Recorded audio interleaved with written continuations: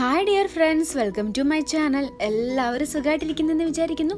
ഇന്ന് ഞാൻ വന്നിരിക്കുന്നത് പഴംപൊരിയുടെ റെസിപ്പി ആയിട്ടാണ്. പഴംപൊരി ഉണ്ടാക്കാനൊക്കെ എല്ലാവർക്കും അറിയായിരിക്കും. എന്നാലും ഞാൻ എങ്ങനെയാണ് പഴംപൊരി ഉണ്ടാക്കുന്നതെന്ന് നോക്കാം. അപ്പോൾ നിങ്ങൾ എൻ്റെ വീഡിയോ ആദ്യമായിട്ടാണ് കാണുന്നതെങ്കിൽ ഒന്ന് സബ്സ്ക്രൈബ് ചെയ്തേക്കണേ. കൂടെ കാണുന്ന ബെല്ലൈക്കൺ കൂടി ഒന്ന് പ്രസ് ചെയ്യണേ. ബെല്ലൈക്കണിലെ ഓൾ ബട്ടൺ പ്രസ് ചെയ്യുമ്പോഴേ ഞാൻ ഇടുന്ന വീഡിയോസിൻ്റെ എല്ലാം നോട്ടിഫിക്കേഷൻസ് നിങ്ങളിലേക്ക് എത്തുള്ളൂ. അപ്പോൾ നമുക്ക് പഴംപൊരി ഉണ്ടാക്കാൻ വേണ്ടി തുടങ്ങാം. ഇതിനു വേണ്ടി ഞാൻ നല്ല പഴുത്ത 2 പഴമാണ് എടുക്കുന്നത്. നല്ല പഴുത്ത പഴം വേണം പഴംപൊരി ഉണ്ടാക്കാനായിട്ടോ.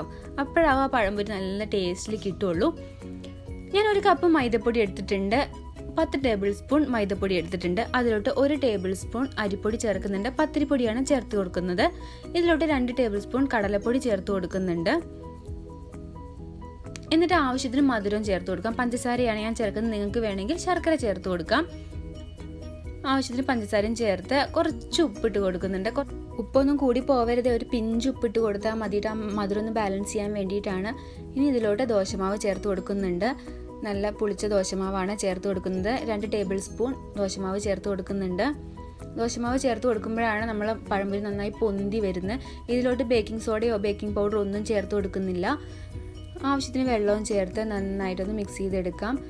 ഇഡ്ഡലി മാവിൻ്റെയൊക്കെ ആ ഒരു കൺസിസ്റ്റൻസിയിലാണ് ഇതിൻ്റെ മാവ് കിട്ടേണ്ടത് കേട്ടോ. ഇനി ഇത് 1 മണിക്കൂറോളം റെസ്റ്റ് ചെയ്യാൻ വെക്കുന്നുണ്ട്. അപ്പോൾ പഞ്ചസാരയൊക്കെ ഒന്ന് അലിഞ്ഞ് വരുമ്പം ഇതൊന്നും കൂടി ലൂസായി പോകും മാവ്. അപ്പോൾ നമ്മൾ ഫസ്റ്റ് തന്നെ കുറച്ച് നല്ല തിക്കായിട്ട് തന്നെ എടുക്കണം. നല്ല ലൂസ് മാവായി എടുക്കരുത് കേട്ടോ. ഇനി 1 മണിക്കൂർ റെസ്റ്റ് ചെയ്യാൻ വേണ്ടി വെക്കാം. ഇതിലോട്ട് ഞാൻ കുറച്ച് ഫുഡ് കളർ ചേർത്ത് കൊടുക്കുന്നു. പഴംപൊരിക്ക് ഒരു കളർ കിട്ടാൻ വേണ്ടി മാത്രമാണ് ഞാൻ കളർ ചേർത്ത് കൊടുക്കുന്നത്. നിങ്ങൾക്ക് വേണമെങ്കിൽ മഞ്ഞൾപ്പൊടിയും ചേർത്ത് കൊടുക്കാം കേട്ടോ. ഞാൻ 2 പഴം എടുത്ത് നീളത്തിൽ അരിഞ്ഞ് വെച്ചിട്ടുണ്ട്.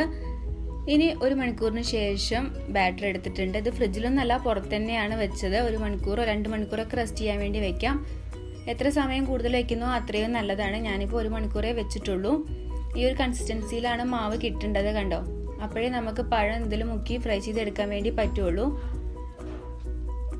ഇങ്ങനെയാണ് കിട്ടേണ്ടത്. ഇനി നമുക്ക് പഴംപൊരി ഫ്രൈ ചെയ്യാൻ തുടങ്ങാം. അതിനു വേണ്ടി ഞാനിപ്പം ഒരു ചട്ടി ചൂടാകാൻ വെച്ചിട്ടുണ്ട്. ചട്ടിയിലോട്ട് സൺഫ്ലവർ ഓയിലാണ് ഒഴിച്ചു കൊടുക്കുന്നത്.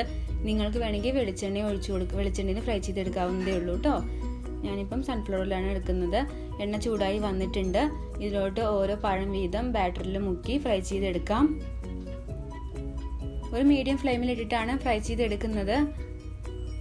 ഹൈ ഫ്ലെയിമിലും വയ്ക്കരുത്, ലോ ഫ്ലെയിമിലും വയ്ക്കരുത് കേട്ടോ. മീഡിയം ഫ്ലെയിമിൽ ഇട്ട് തന്നെ ഫ്രൈ ചെയ്തെടുക്കണം. ഇപ്പോൾ പഴംപൊരിയൊക്കെ നല്ല പെർഫെക്റ്റ് ആയിട്ട് തന്നെ കിട്ടിയിട്ടുണ്ട്. അടിപൊളിയായിട്ട് പഴംപൊരി കിട്ടിയിട്ടുണ്ട്. നിങ്ങളിങ്ങനെ പഴംപൊരി ഉണ്ടാക്കി നോക്കിയിട്ടില്ലെങ്കിൽ തീർച്ചയായും ഒന്ന് ഉണ്ടാക്കി നോക്കണം. എന്നിട്ട് കമൻസ് അറിയിക്കണം കേട്ടോ. അപ്പോൾ എല്ലാ പഴവും ഇങ്ങനെ ഫ്രൈ ചെയ്തെടുക്കാം. ഫ്രൈ ചെയ്തതിന് ശേഷം ഒരു ടിഷ്യൂ പേപ്പറിലോട്ടോ അല്ലെങ്കിൽ ഇങ്ങനെ ഒരു സ്ട്രൈനറിലോട്ടോ മാറ്റി വയ്ക്കാം. അപ്പോഴേ അതിൻ്റെ എണ്ണയ്ക്ക് അങ്ങ് പോയി കിട്ടും. ഞാനിങ്ങനെ കുഞ്ഞു പഴംപൊരി ഫ്രൈ ചെയ്തെടുത്തിട്ടുണ്ട് കേട്ടോ. പഴം ചെറിയ പീസാക്കി മുറിച്ച് ഫ്രൈ ചെയ്തെടുത്തിട്ടുണ്ട്. നിങ്ങൾക്ക് വേണമെങ്കിൽ ഇങ്ങനെ ഉണ്ടാക്കിയെടുക്കാം. അപ്പോൾ നിങ്ങൾക്ക് എൻ്റെ ഈ ഒരു റെസിപ്പി ഇഷ്ടമായെന്ന് വിചാരിക്കുന്നു. ഇഷ്ടമായിട്ടുണ്ടെങ്കിൽ തീർച്ചയായും ലൈക്ക് ചെയ്യണം, ഷെയർ ചെയ്യണം, കമൻറ്റ് ചെയ്യണം, സബ്സ്ക്രൈബ് ചെയ്യണം. തുടർന്നുള്ള എല്ലാ വീഡിയോസും കാണണം. Thank you for watching.